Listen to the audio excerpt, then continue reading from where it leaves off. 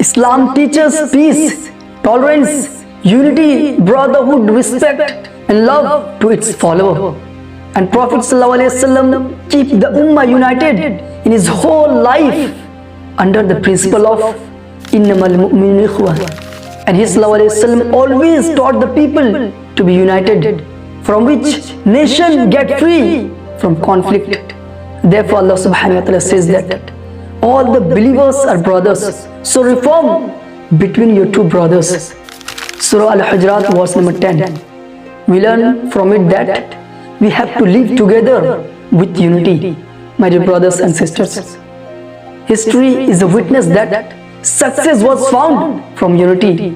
History is a witness that happiness was obtained from brotherhood.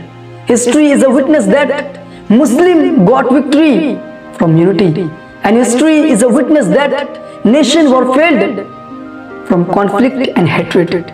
Therefore Allah subhanahu wa ta'ala says that hold fast the rope of Allah subhanahu wa ta'ala and do not separate. Surah Al-Imran verse number 102. We learn from it that it is important for us to act upon the Quran and the Hadith, my dear brothers and sisters. Today everyone is worried because of conflict. Today one brother doesn't want to see his own brother because of conflict. Today there is no peace in the society because of conflict.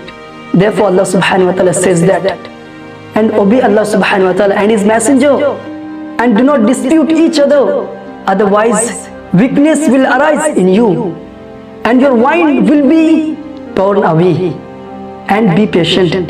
Indeed Allah subhanahu wa ta'ala is with the patient one. Surah Al-Anfal verse number 46.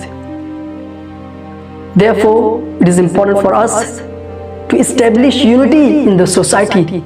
Then we will get success in both worlds.